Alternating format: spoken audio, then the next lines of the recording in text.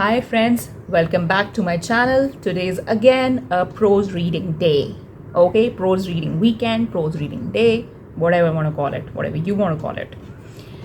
And yeah, it's a blog I had written some time back, and the name of the blog is My Experiments with Cooking.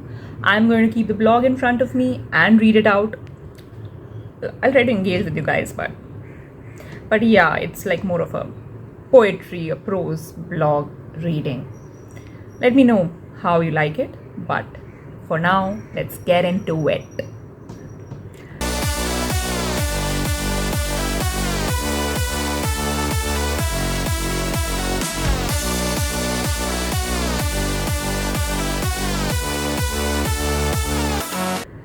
My experiments with cooking.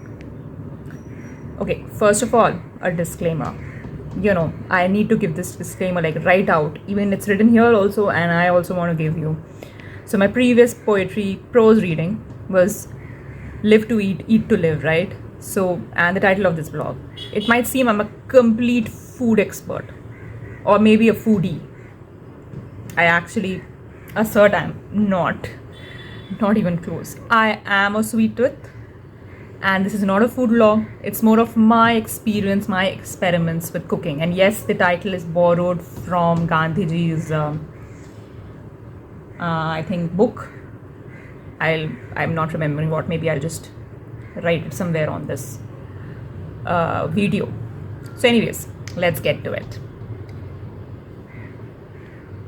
A month has passed since my last blog. This was then, obviously not now. And what I've written here is at that point in time, coming back to the blog. I was caught up in daily corporate struggles. Anyhow, one thing happened and my cook bailed. Rather, we fired her. And since then, by the way, if you want to know the story of that, maybe I'll just put it in my vlog content sometime. That was also a funny one, so to say. Okay, so since then I started cooking again. Yes, after 4 years of intermittent attempts, I'm back to full-time cooking. With the caveat, as long as it sustains. Growing up in a typical Indian middle-class family, we never had a cook. We still don't, and I remember just keeping a cook like this here. My mom prepares food and we gorge on it, and that's how it goes. While my parents never pressurized us to learn it, because at that time, segueing away from here, my childhood was more of concentrate on studies, do your best. At that time, I guess 90s kids, it was more on studies. It wasn't the previous generation where we were told to learn cooking, right? But as it goes, anyways, coming back, I have many thoughts there, I think. So while my parents never pressurized me to learn it, we siblings did get the earful when the occasion arose. I remember my cousin knew how to make rotis since 6th class. And I didn't know how to make tea till 10th class. I, by the way, don't know how to make the perfect rotis even now. I hope I know it someday. My elder sister knew how to cook certain breakfast delicacies during school and learned full-time meals during a family emergency post her undergrad. I was sheltered. I was the second middle sibling, right? Sheltered, never had to learn it until I started living on my own post my undergrad. So this was between my graduation and my post-graduation. I was working at a corporate office and I was on my own at that time. We were 4 flatmates and we had dinner at home, which we cooked together. While others knew the basics and were even expert in certain dishes, I was an ignorant fool. I started with chopping vegetables. The objects of my experiments, my flatmates, never complained, even when the dal was runny or the sabji was bad.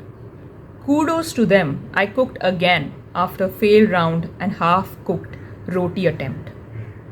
I learned through observation and through phone calls back home. My first successful attempt was sabudana ka kheer, which I prepared during Janmashtami. Yeah, It was supposed to be It is supposed to be a Herculean task, by the way. It has to be constantly stirred lest it burns. My preparation actually turned out to be really good. My roommate praised it. The dry fruits were well cooked and gave it a rich flavor. I even took some of it to my workplace. My spirits lifted. So, what I feel is that cooking is an art. It's a way to teach life lessons. I believe many sayings, this is my personal saying or belief, so to say, that many of these proverbs or saying or these adages were written keeping it in reference. I saw the more patience, the more effort I put, the better it got. The practice makes perfect. मेहनत का फल मीठा होता है, pun intended. Okay, so yeah, culinary art is a mind game. That's what I think. I truly think that even now. It is synchronized with our mind and mood. Even with the same ingredients and the same method, the food doesn't taste the same. Cooking is exciting at times, daunting at others. It takes patience and courage to cook every day. Hats off to all the moms. Hats off. Like all the hobbies, it is a way to articulate thoughts, focus your mind and energy. Yep, I still feel that. So yeah, with a dash of hard work, dollop of delight, and a pinch of excitement, we surely have, the recipe for success. The end. So let me know how you like my blog actually. This was a blog which I wrote. And how did you like me reading it? And did you relate to it? Tell me that. I mean, have you tried cooking? How was the experience? Do you like to do it? What are your thoughts? Or maybe is it me putting too much meaning to it? But yeah, that's what we do, right? So let me know in the comments your thoughts. As always, like, share, comment and subscribe to my YouTube channel. Bye bye.